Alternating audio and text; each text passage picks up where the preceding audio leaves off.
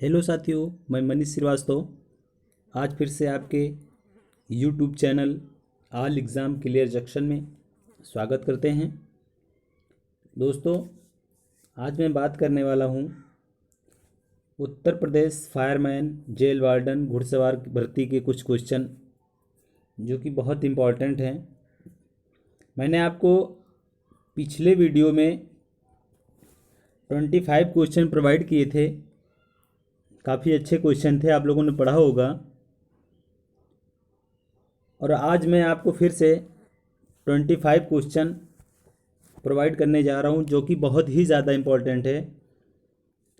आपका फायरमैन के एग्ज़ाम सितंबर के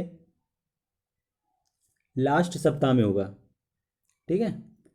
सितंबर के लास्ट में आपका पेपर होने वाला है, तो आप अच्छे से तैयारी कीजिए, घर पे सेल्फ स्टडी कीजिए, टेस्ट दीजिए। मैं आपसे ये बोलूँगा कि प्रीवियस पेपर, फायरमैन के प्रीवियस पेपर आप उठा के सॉल्व कीजिए, जितना हो सके घर पे टेस्ट दीजिए। और आज मैं जो आपको क्वेश्चन बताऊंगा वो आपके आने वाले एग्ज़ाम में बहुत ही इम्पोर्टेंट हैं, ठीक है। आपके एग्ज़ाम में ये क्वेश्चन 110% आने हैं, ठीक। सिर्फ फायरमैन, जेल वार्डन या अदरवाइज़ यूपी ट्रिपल एससी, लेखपाल, इन सब में भी आपके क्वेश्चन ऐसे ही आते हैं। आप अच्छे से पढ़िए। तो चलिए चलते हैं क्वेश्चन की ओर। तो उससे पहले साथियों, अगर आपने हमारे चैनल को अभी तक सब्सक्राइब नहीं किया है तो सब्सक्राइब कर लीजिए, बेल आइकन को प्रेस कर लीजिए, ताकि जो भी मैं वीडियो डालूं वो वीडियो आप तक पहुंच सके। अभी मैंने आप जीएस के पिछली वीडियो में बताया था, वो मेरी क्लास पहली थी, आज मैं दूसरी क्लास ले रहा हूं। तो साथियों चलते हैं क्वेश्चन की ओर। तब तक आप अपने फ्रेंड, अपने दोस्त, अपने भाई, अपनी बहन सबके पास शेयर कर दीजिए। जैसे आप अपने मेरे यूट्यूब चैनल से पढ़ रहे हैं, वैसे आपका बहन, आपके भाई कोई भी शेयर कर दें जिससे वो पढ़ सकें, ठीक है। आइए चलते हैं क्वेश्चन की ओर। तो देखो भैया, आपका फर्स्ट क्वेश्चन है साथियों, हिमालयी नदियों की मुख्य विशेषता होती है। तो इसमें ये पूछ रहा है भैया कि मुख्य विशेषता क्या होती है। देखिए, हिमालयी नदियों की मुख्य विशेषता होती है, तो ये आपका इसमें पूछ रहा है क्या होती है। आपके पास 4 ऑप्शन हैं, राइट आंसर क्या है बतलाइए। 4 ऑप्शन हैं। ये गाद निपेज में समृद्ध हैं, इनमें जल का प्रवाह बारहमासी होता है, ये मुख्यतः वर्ष जनित है, ये नाव चलाने के लिए उपयुक्त है, ठीक है। तो राइट आंसर आपका क्या हो जाएगा। तो राइट आंसर ये हो जाएगा आपका नाम ऑप्शन नंबर बी। हिमालयी नदी की मुख्य विशेषता है कि इनमें जल का प्रवाह जो है बारहमासी होता है, ठीक है। कैसे? जैसे कि हिमालय से निकलने वाली नदियाँ, ठीक है, जो हिमालय से नदी निकलती हैं उसमें बर्फ़ और ग्लेशियरों, जानते होंगे ग्लेशियर, जो हिमानी या हिमाद, जिनको आप हिमानी या हिमाद, हिमालय की 3 नदियाँ प्रमुख हैं जो तीनों तंत्रों में विभाजित किया गया है, ठीक है। समझ में आ गया ना। आगे नेक्स्ट चलते हैं साथियों।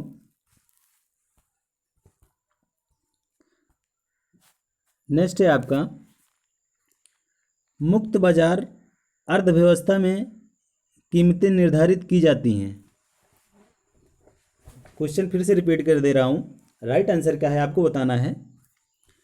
मुक्त बाजार अर्थव्यवस्था में कीमतें निर्धारित की जाती हैं। 4 ऑप्शन हैं आपके पास, पूंजीपतियों के द्वारा, या सरकार के द्वारा, या बाजार बलों के द्वारा, या उत्पादक के द्वारा। आपको राइट आंसर बताना है साथियों। तो इसका राइट आंसर जो जाएगा वो जाएगा बाजार के बलों द्वारा। राइट, सी नंबर। ओके, बाजार के बलों द्वारा, जैसे कि मुक्त व्यवस्था होती है, बाजार में क्या भाव चल रहे हैं, क्या शेयर मार्केट चल रहा है, उस पर अर्थव्यवस्था जो है किसमें निर्धारित करती है।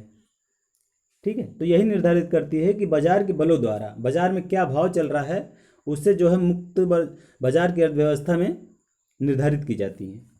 आगे नेक्स्ट,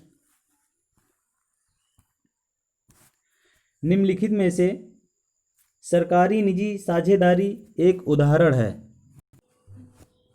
हाँ तो भैया क्या है, राइट आंसर क्या बतलाइए। देखो भैया, मैं क्वेश्चन भाइयों फिर से रिपीट कर दे रहा हूँ। निम्नलिखित में से कौन सा सरकारी निजी साझेदारी का एक उदाहरण है। आपके पास 4 ऑप्शन हैं: steel authority of India, state bank of India, Delhi international airport, Reliance industries limited. आपको एक आंसर बताना है। तो देखो भाई, सरकारी निजी साझेदारी है, जो कि आपको राइट आंसर जो जाएगा वो जाएगा option number C. Option number C क्या है, Delhi international airport limited. Delhi international airport limited, ये एक सरकारी निजी साझेदारी का उदाहरण है, जिनको आप प्रैक्टिकल बोलते हैं ना, प्रैक्टिकल के तौर पर दिल्ली इंटरनेशनल एयरपोर्ट है। ठीक है, आगे नेक्स्ट, समझ में आ गया ना भाई। देखो, आप ऐसे क्वेश्चन कीजिए जैसे कि आप टेस्ट दे रहे हो, आप एग्ज़ाम हॉल में बैठे हो, आप एग्ज़ाम दे रहे हो, आपके पास एक कॉपी या रफ और एक पेन होनी चाहिए। आप अच्छे से नोट्स बनाइए, घर पे स्टडी कीजिए अच्छे से। तो साथियों, अगर आपने अभी तक शेयर नहीं किया है तो शेयर कर दीजिए। मैं ये दूसरी वीडियो बना रहा हूँ, यूपी पुलिस फायरमैन, घुड़सवार, जेल वार्डन, यूपी SSSC के ऑल एग्ज़ाम लेखपाल। ठीक है, उसमें ऐसे ही क्वेश्चन आते हैं। आगे नेक्स्ट,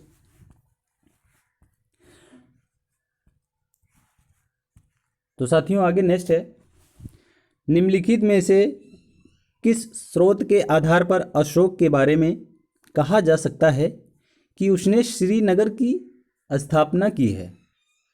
देखिए, थोड़ा सा टाइपिंग में गलत हो गया है। ये जो लिखा हुआ है यहाँ पे, ये देखिए स्थापन लिखा हुआ है ना, दिख रहा है आप लोगों को।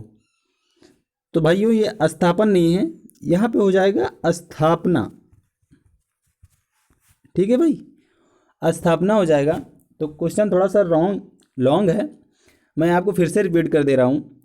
निम्नलिखित में से किस स्रोत के आधार पर भारत के कहा जा सकता है कि उसने श्रीनगर की स्थापना की है। आपके पास 4 ऑप्शन है, राइट आंसर क्या बतलाइए।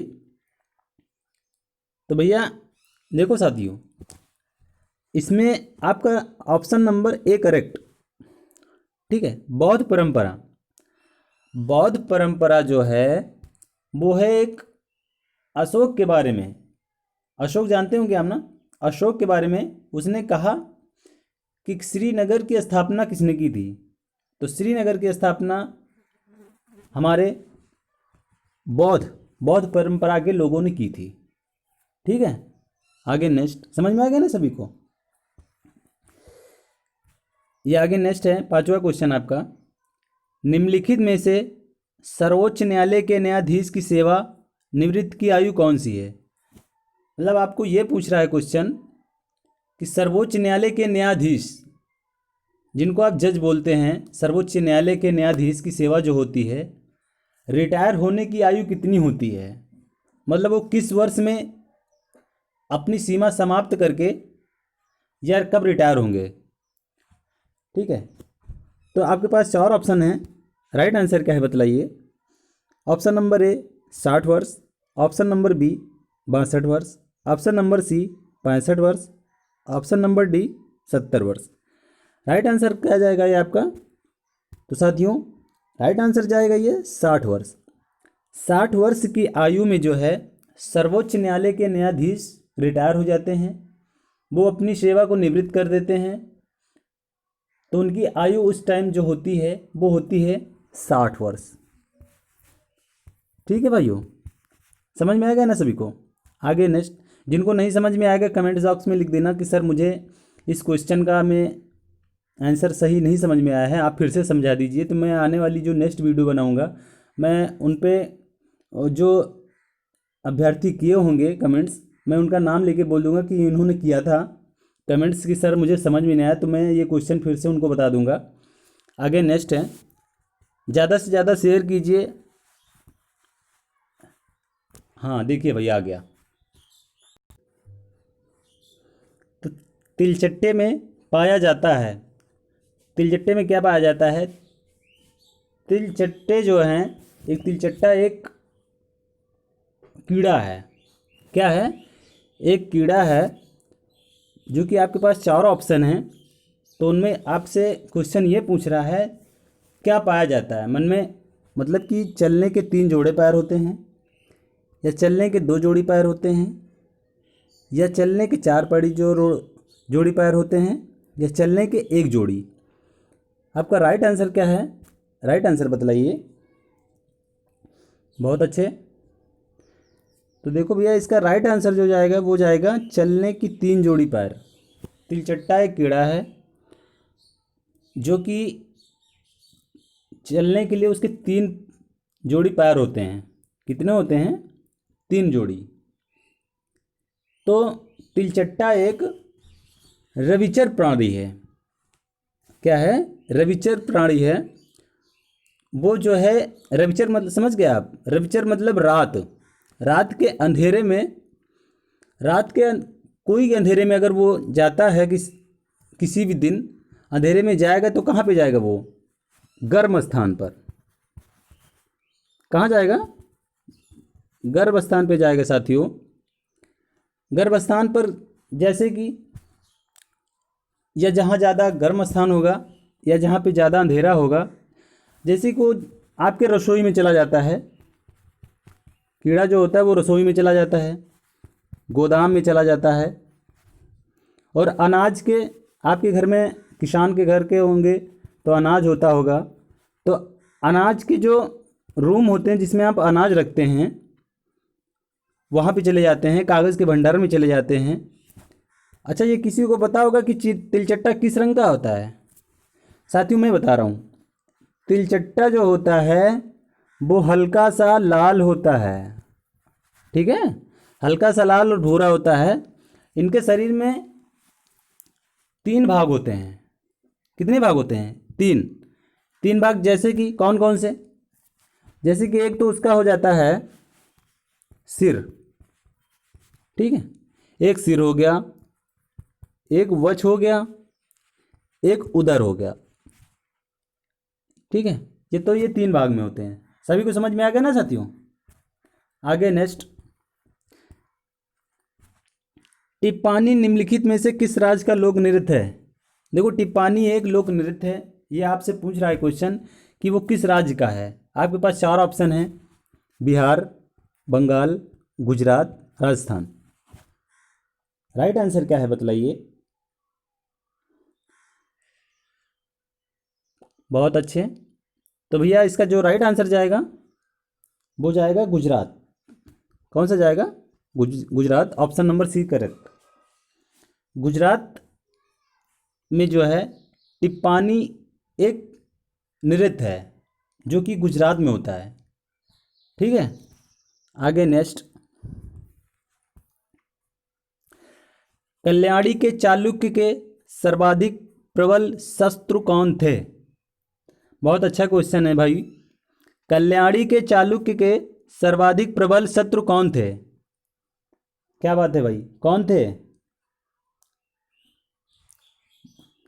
बहुत अच्छे। तो देखो भैया मैं बता रहा हूँ कौन थे। तो आपके पास option number A is correct, Thanjavur के चोल। ताजम्बुर के चौल जो थे वो जो थे कल्याणी के चालुक्य मतलब कल्याणी के गुरु थे। सबसे पहले गुरु जो है तंजावुर के चोल, ये कल्याणी के गुरु थे। ठीक है, आगे नेक्स्ट। भारत में किसी राजनीतिक पार्टी को मान्यता किसके द्वारा दी जाती है? राजनीतिक पार्टी समझ रहे हैं ना आप सभी?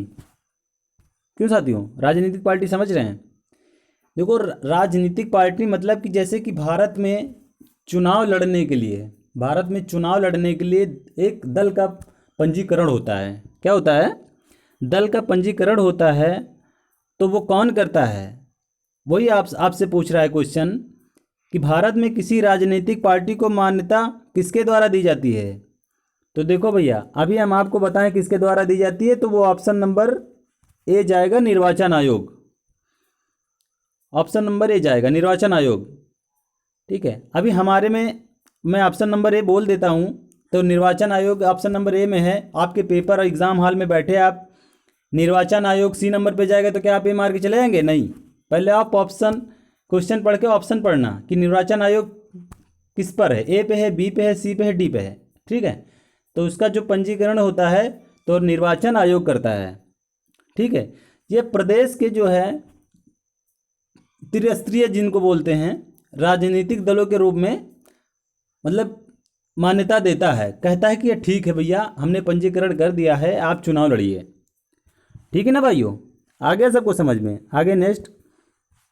मैंने आप ये क्वेश्चन बहुत ही ढूंढ के निकाले हैं हर टॉप बुक से, और अच्छे क्वेश्चन मैंने अपने से ढूंढ के आप तक ये प्रोवाइड कर रहा हूँ। भाई साथियों, मैं आपसे ये कहूँगा कि आप ज़्यादा से ज़्यादा शेयर कीजिए, लाइक कीजिए, शेयर कीजिए, कमेंट्स कीजिए। अगर आप हमारे चैनल पर नए हैं तो सब्सक्राइब कीजिए, ताकि मैं आपको अपनी कोई भी नई वीडियो बना रहा हूँ तो वो आप तक पहुँच सके, उसका नोटिफिकेशन पहुँच सके आपको। ठीक है, मैं ये जेल वार्डन यूपी पुलिस की दूसरी क्लास जीएस की बना रहा हूँ। आगे नेक्स्ट है, चार्ल्स बैबेज ने निम्नलिखित में से कौन सी मशीन बनाई? तो भाइयों, कौन सी मशीन बनाई? आपके पास 4 ऑप्शन हैं, राइट आंसर क्या है बतलाइए।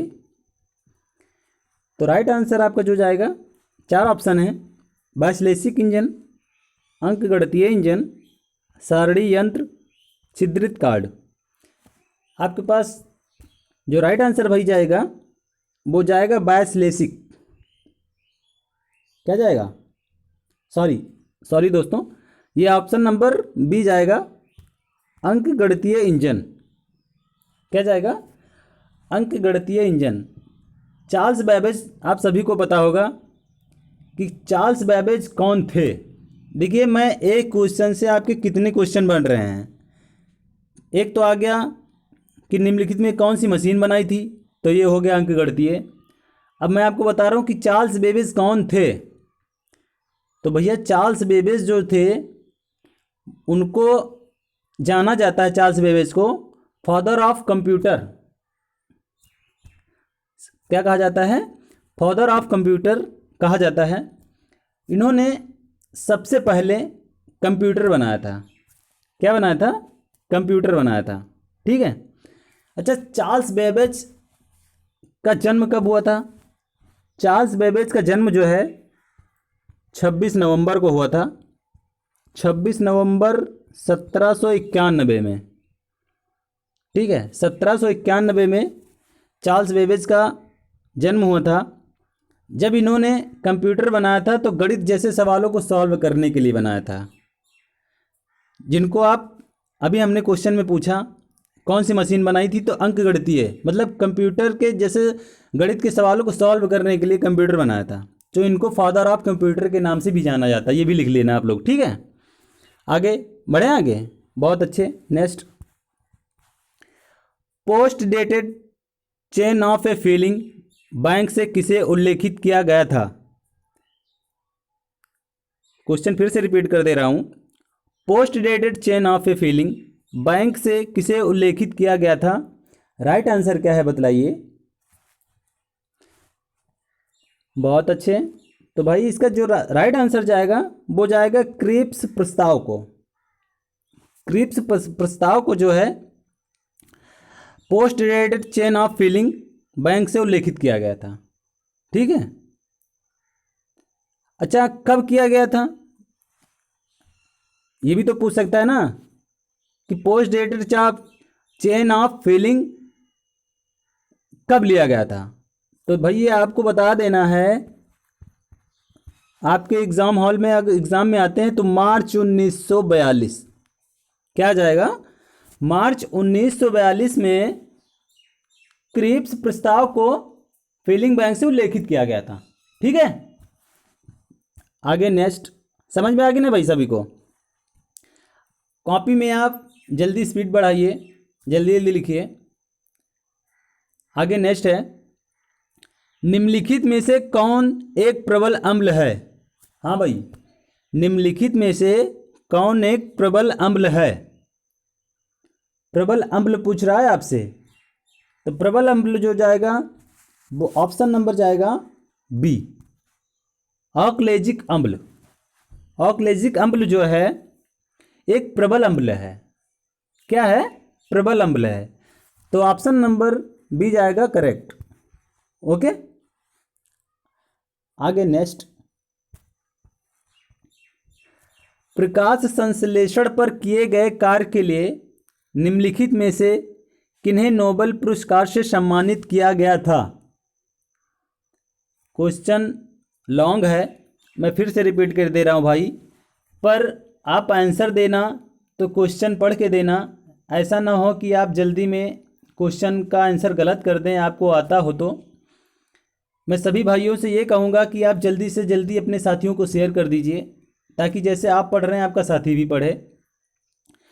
क्वेश्चन नंबर 13 है, प्रकाश संश्लेषण पर किए गए कार्य के लिए निम्नलिखित में से किन्हें नोबेल पुरस्कार से सम्मानित किया गया था। तो साथियों किसे किया गया था, तो आपके पास किसे किया गया था, आपके पास चार ऑप्शन है, Melville Calvin, MD Hatch, DIC Arden, F Marble Burner. ठीक है, तो आपके पास राइट आंसर क्या जाएगा, वो राइट आंसर जो जाएगा वो जाएगा Melville Calvin. Option number A is correct. Melville Calvin जो है प्रकाश संश्लेषण पर कार्य करते थे, तो उन्हें नोबेल पुरस्कार से सम्मानित किया गया था। प्रकाश संश्लेषण पर काम कर रहे थे तो उन्हें नोबेल पुरस्कार दिया गया था कि आप बहुत अच्छा कार्य कर रहे हैं। ठीक है भाई, समझ में आ गया ना साथी। आगे चलते हैं, क्वेश्चन नंबर 14 है, वर्ष 1975 में जब राष्ट्रीय आपातकाल घोषित किया गया था, क्या किया गया था, 1975 में राष्ट्रीय आपातकाल घोषित किया गया था, उस समय भारत के राष्ट्रपति कौन थे। बहुत अच्छा क्वेश्चन है, देखिए भाई, बहुत ही अच्छा साथी, बहुत अच्छा। तो आपसे ये पूछ रहा है क्वेश्चन, जब 1975 में आपातकाल लगा था उस टाइम जो है भारत के राष्ट्रपति कौन थे। ठीक है, तो भाई आपके पास चार ऑप्शन है, VV गिरी, नीलम संजीव रेड्डी, फखरुद्दीन अली अहमद, ज्ञानी शैली सिंह। ठीक है, चार ऑप्शन है आपके पास, राइट आंसर क्या है बतलाइए। देखिए भाई, जब 1975 में, मैं बता रहा हूं आपको, नहीं आ रहा है, तो इसका जो राइट आंसर जाएगा वो जाएगा फखरुद्दीन अली अहमद। क्या जाएगा, Fakhruddin Ali Ahmed, option number C. क्या जाएगा, मैं आपको बता रहा हूं, जैसे कि 1975 में राष्ट्रीय आपातकाल लगा था, तो उससे पहले 1974 में माननीय श्री फखरुद्दीन अली अहमद जी राष्ट्रपति बने थे। राष्ट्रपति बनने के बाद कुछ दिन बीते तो 1975 में राष्ट्रीय आपातकाल घोषित किया गया। तो 1975 में आपको बता रहा हूँ कब किया गया, तो देखो 1975 में साथियों 25 जून 1975 को आधी रात में आपातकाल घोषित किया गया था। कब किया गया था ये डेट लिख लेना भाई। देखो एक ही क्वेश्चन से आपसे कितने आपके बन रहे हैं। एक तो ये बता रहा है कि राष्ट्रपति कौन थे, भाई ये आपको सबको पता हो गया कि हाँ 1975 में फखरुद्दीन अली अहमद साहब जी थे राष्ट्रपति। ठीक, अब जो है मैं आपको डेट बता दे रहा हूँ। जैसे आपकी डेट पूछ ली गई कि किस मंथ में हुई, तो आप बता पाएंगे क्या? नहीं बता पाएंगे। तो इसमें आप लिख लेना कि 25 जून 1975 को आधी रात में आपातकालीन घोषित किया गया था। किसने किया गया था? किसने किया था ये पता है आपको? फखरुद्दीन अली अहमद साहब जी ने।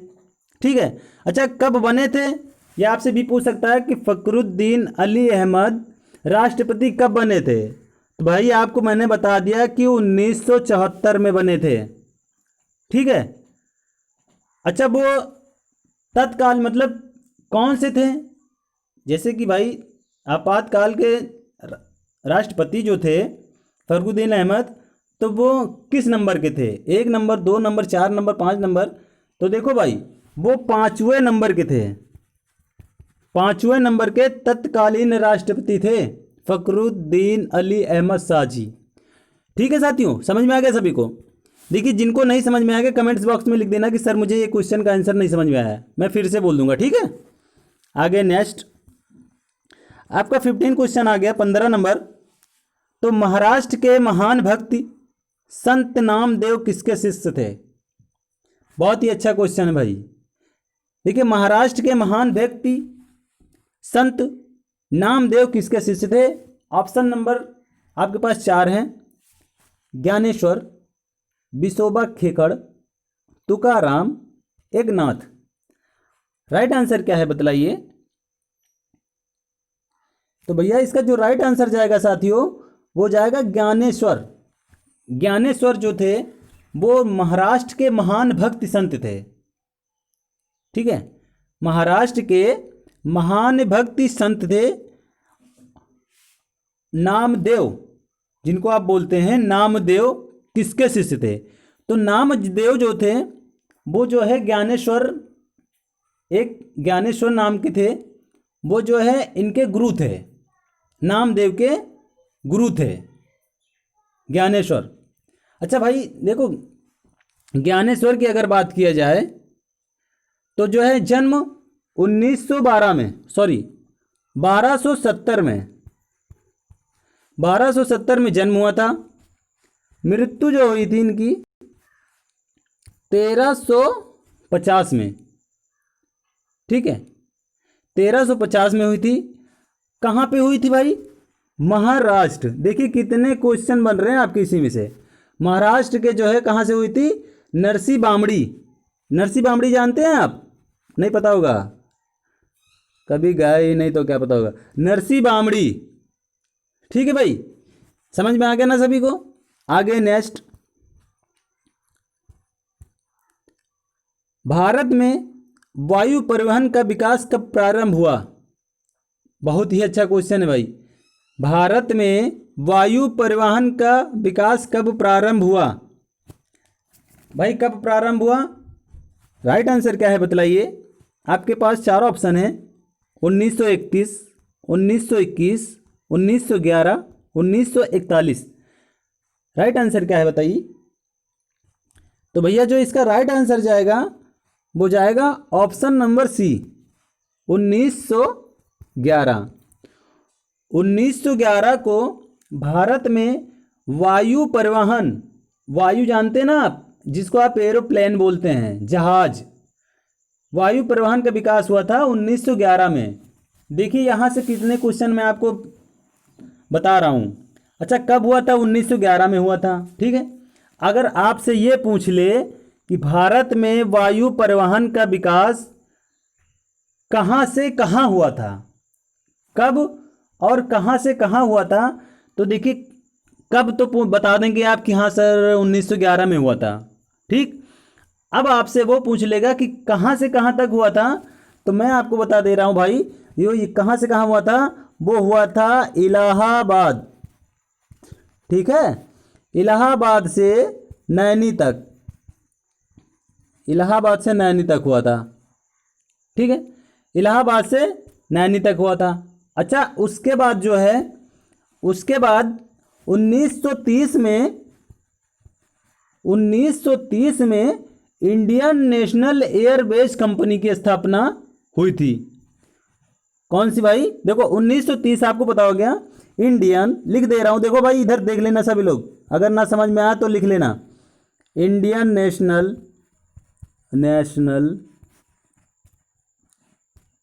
एयरवेज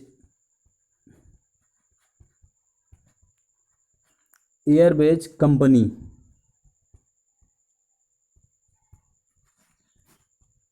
एयरवेज कंपनी, ठीक है, की स्थापना हुई थी। तो ये कहाँ से कहाँ हुई थी? अगर ये आपसे पूछ ले कि इंडियन नेशनल एयरवेज कंपनी की स्थापना कहाँ से कहाँ हुई थी, तो देखो भैया वो हुई थी लाहौर और कराची। देखिए कितने क्वेश्चन, 3 क्वेश्चन आपके यहाँ से बन रहे हैं, ठीक है। लाहौर से कराची हुई थी। देखो भाई, जिनको ना समझ में आए कमेंट्स बॉक्स में लिख देना, सर ये क्वेश्चन नहीं आया, मैं आपको फिर से प्रोवाइड कर दूंगा, ठीक है। तो भाई समझ में आ गया ना। Option number C 1911। कहाँ से कहाँ तक? इलाहाबाद से नैनी। कॉपी पेन लेके बैठिए, आप लिखिए। हाँ, 17 नंबर आपका आ गया साथियों। तो 17 नंबर आपका क्वेश्चन है, राणा सांगा ने किस घटना की स्मृति में चित्तौड़ में कीर्त स्तंभ या विजय स्तंभ का निर्माण कराया था? ठीक है, फिर से पढ़ दूं। राणा सांगा ने किस घटना की स्मृति में चित्तौड़ में कीर्त स्तंभ या विजय स्तंभ का निर्माण करवाया था? तो किसमें करवाया था? आपके पास 4 ऑप्शन है। राइट आंसर क्या है बतलाइए। तो देखो भाई, आपके पास 4 ऑप्शन है कि गुजरात के अहमद शाह के विरुद्ध अपनी विजय पर स्तंभ का निर्माण कराया, या मालवा के महमूद खिलजी के विरुद्ध अपने विजय पर निर्माण कराया, या नागपुर के खान के विरुद्ध अपनी विजय का निर्माण करवाया, या मारवाड़ के जाओ जोधा के विरुद्ध अपनी विजय पर निर्माण करवाया। तो राइट आंसर क्या है आपका बतलाइए। तो देखो भैया, इसका जो राइट आंसर जाएगा साथियों, वो जाएगा मालवा के महमूद खिलजी के विरुद्ध अपनी विजय। जब महमूद खिलजी को हराकर उन्होंने अपनी विजय प्राप्त की थी, उस टाइम जो है इन्होंने विजय स्तंभ का निर्माण करवाया था। अच्छा, ये आपसे पूछ ले कि विजय स्तंभ का निर्माण तो करवाया था, लेकिन कब करवाया था, किस सन में, तो आप कैसे जवाब देंगे? पता होगा तभी तो मैं आपको बता दे रहा हूं। वो करवाया था 1448 में। 1448 में किसने करवाया था? राजा राणा कुंभा ने। राजा राणा कुंभा, ठीक है, राजा राणा कुंभा ने 1448 में करवाया था। ठीक है भाई, आगे नेक्स्ट समझ में आ गया ना सभी को? ठीक है, नेक्स्ट है, किस सुल्तान ने भू राजस्व को बढ़ाकर उपज का आधा किया? बहुत अच्छे। तो ऑप्शन नंबर जो है राइट आंसर क्या है बतलाइए। बहुत अच्छे। तो इसका जो राइट आंसर जाएगा भैया, वो जाएगा अलाउद्दीन खिलजी। अलाउद्दीन खिलजी जी ने भू राजस्व को बढ़ाकर उपज को आधा कर दिया था। ठीक है, भू राजस्व को बढ़ाकर उपज को आधा कर दिया था अलाउद्दीन खिलजी जी ने। ठीक है। अच्छा, अलाउद्दीन खिलजी ने दीवाने मुस्तराज की स्थापना की थी, ये पता ना सभी को? अलाउद्दीन खिलजी कौन थे? पता होगा। क्या किया? दीवाने मुक्त, जिनको आप बोलते हैं दीवाने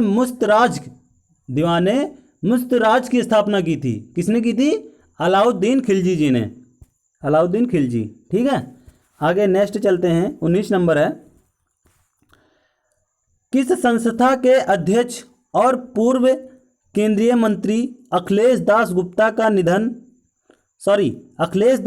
का 12 अप्रैल 2017 को निधन हो गया था? देखिए भाई, क्वेश्चन थोड़ा सा लॉन्ग है, रिपीट कर दे रहा हूँ। सभी भाई कृपया क्वेश्चन पढ़ के ही आंसर दें, कोई भी क्वेश्चन गलत नहीं करे। और मैं आगे नेक्स्ट वीडियो में आपको इससे अच्छे क्वेश्चन प्रोवाइड करूँगा जो आपके फायरमैन एग्ज़ाम में आएंगे। तो किस संस्था के अध्यक्ष और पूर्व केंद्रीय मंत्री अखिलेश दास गुप्ता का 12 अप्रैल 2017 को निधन हो गया था? देखिए, बहुत ही अच्छा क्वेश्चन है भाई। ऐसे ही क्वेश्चन आपके UP police constable, UP police jail warden, UP police fireman, UP triple SC, UP लेखपाल, राजस्व लेखपाल, ये सारे क्वेश्चन ऐसे ही आते हैं। आप लोगों ने पेपर दिया होगा, सभी को पता होगा। तो भाई आपके पास 4 ऑप्शन हैं: भारतीय क्रिकेट नियंत्रण बोर्ड, इंडियन बैडमिंटन संघ, भारतीय बैडमिंटन संघ, उपयुक्त में से कोई नहीं। तो देखो, मैं आपको बता दे रहा हूँ। तो जो इसका राइट आंसर जाएगा भैया, वो राइट आंसर जो जाएगा वो जाएगा भारतीय बैडमिंटन संघ। क्या जाएगा? भारतीय बैडमिंटन संघ। भारतीय बैडमिंटन संघ के अध्यक्ष जो थे वो थे अखिलेश दास गुप्ता। कौन थे? अखिलेश दास गुप्ता थे। इनका इनका निधन, जब ये इनकी मृत्यु हुई थी तब ये उस टाइम जो है 12 अप्रैल 2017 को इनका निधन हो गया था। कब हो गया था? 12 अप्रैल 2017, 3 साल पहले इनका निधन हो गया था। अच्छा, अखिलेश दास गुप्ता, इनके पिताजी का क्या नाम था? अगर आपसे ये पूछ ले कि पूर्व केंद्रीय मंत्री अखिलेश दास गुप्ता के पिताजी का क्या नाम है, वैसे तो क्वेश्चन में ये आएगा नहीं, लेकिन यूपी लेवल के एग्ज़ाम है, आ भी सकते हैं, तो पूछ लेगा तो आप क्या बताएंगे? तो भाई इनके पिताजी का नाम था, मैं बता रहा हूँ, क्या नाम था इनके पिताजी का? बाबू बनारसी दास। ठीक है, बाबू बनारसी दास जो है, इनके पिता जो है कहाँ के रहे, मतलब बाबू बनारसी दास जी जो थे वो उत्तर प्रदेश के मुख्यमंत्री भी रह चुके हैं। क्या रह चुके हैं? मुख्यमंत्री। बाबू बनारसी दास जी उत्तर प्रदेश के मुख्यमंत्री रह चुके हैं। ये सभी को पता होगा ना, कि नहीं पता है? अच्छा, बाबू बनारसी दास जी का जन्म अगर पूछ लिया जाए तो बाबू बनारसी दास जी का जन्म 1961 को कहाँ हुआ था? अपने उत्तर प्रदेश की राजधानी कहाँ है भैया? क्या बात है भाई, सभी को पता होगा ना। 1961 को लखनऊ में हुआ था। बाबू बनारसी दास जो थे वो लखनऊ के रहने वाले थे। ठीक है, आगे नेक्स्ट है, सभी को समझ में आ गया ना भैया? आगे नेक्स्ट चलते हैं। 20 20। निम्नलिखित में से कौन सी नहर अंतर्राज्यीय नहीं है? बहुत अच्छा क्वेश्चन है भैया।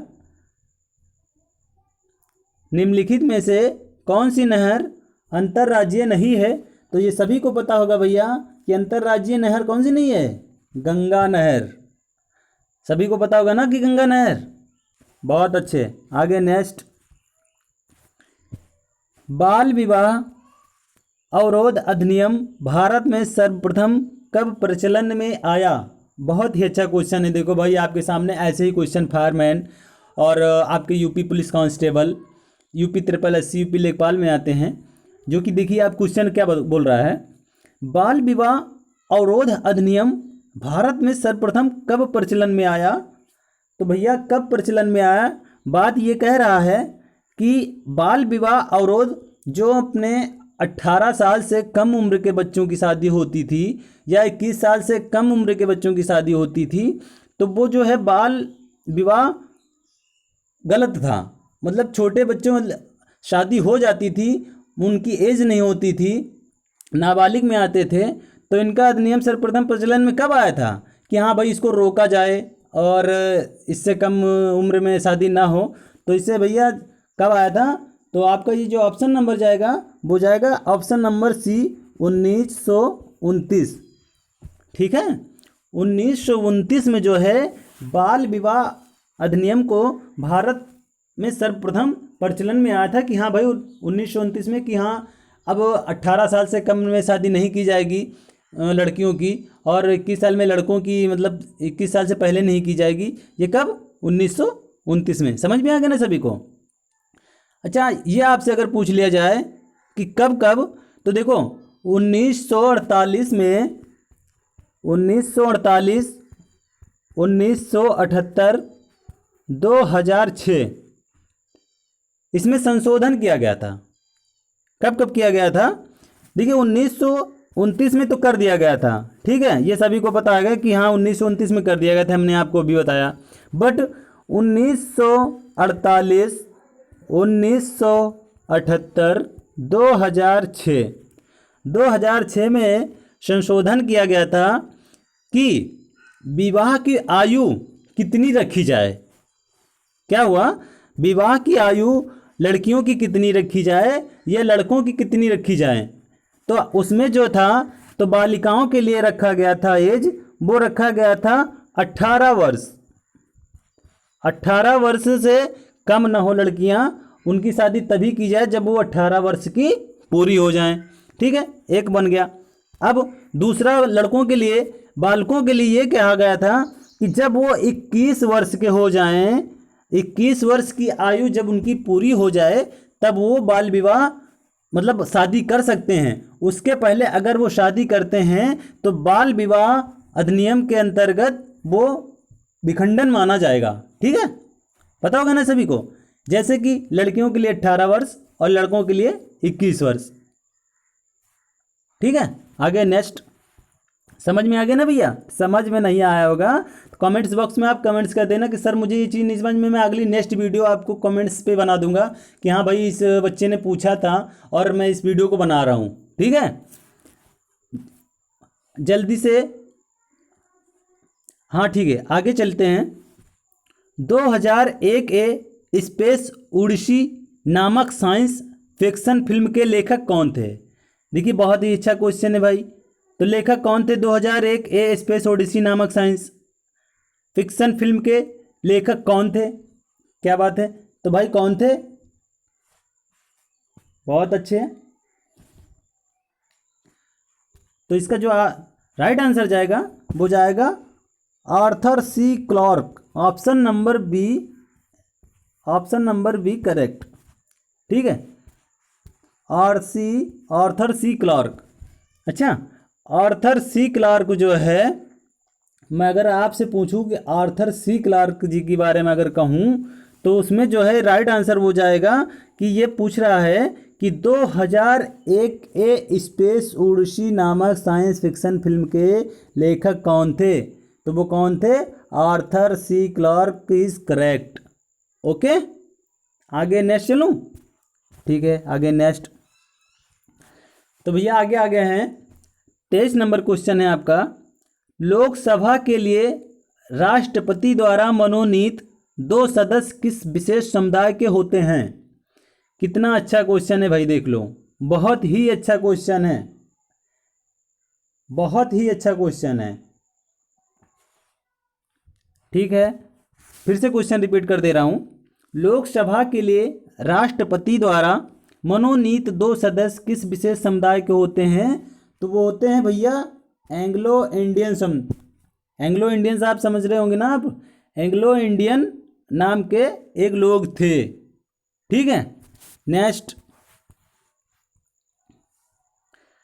मंत्रिपरिषद केवल जब तक सत्ता में रह सकती है जब तक इसे, आगे आपको बताना है, आपके पास 4 ऑप्शन है।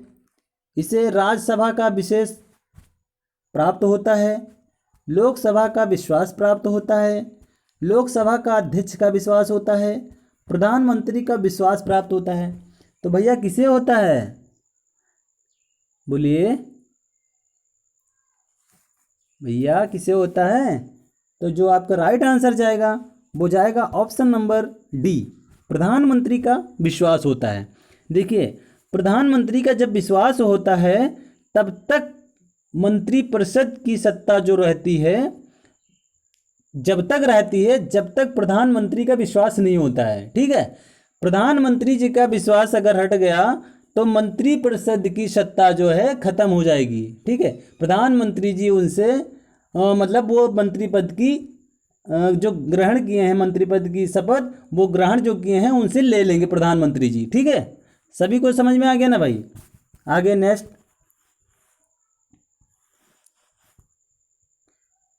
देखिए भाई लास्ट क्वेश्चन है 25। तो मैं आपसे कहूँगा कि अगर हमारे चैनल को अभी तक सब्सक्राइब नहीं किया है तो सब्सक्राइब कर लीजिए, क्योंकि मैं आगे नेक्स्ट वीडियो जो भी बनाऊँ तो वो आप तक पहुँच सके। और उससे पहले फिर आपके यूपी जेल वार्डन और यूपी पुलिस की मैं क्लासेस ऑनलाइन चलाने वाला हूँ। अगर आपका सपोर्ट ऐसे ही मिलता रहा तो मैं अर्धसैनिक बल, BSF, CRPF, ITBP, Assam rifle, RRF और आपके यूपी लेवल के जितने एग्ज़ाम हैं, राजस्व लेखपाल, चकबंदी लेखपाल, यूपी पुलिस कांस्टेबल, मैं इस तरह के क्वेश्चन प्रोवाइड करूंगा आपको, जो कि बहुत ही ज़्यादा इंपॉर्टेंट रहेंगे।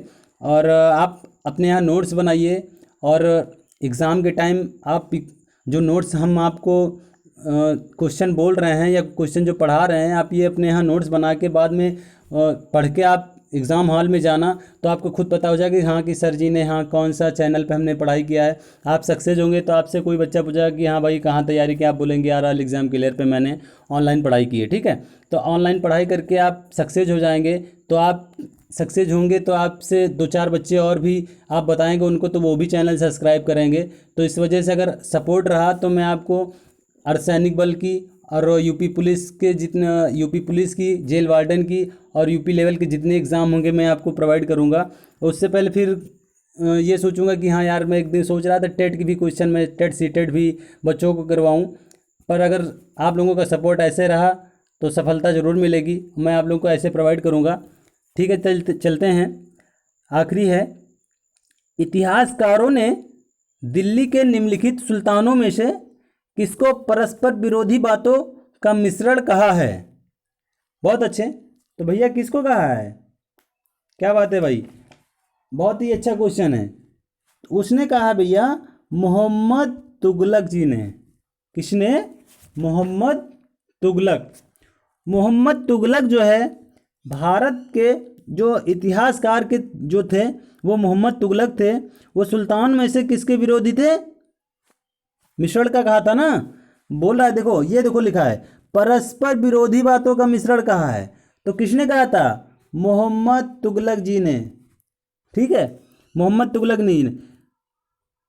तो साथियों, मैंने आपको 25 क्वेश्चन प्रोवाइड कर दिए, बहुत ही ज़्यादा इंपॉर्टेंट थे, यूपी पुलिस के पेपर सेट हैं। और आप अच्छे से नोट्स बनाइए।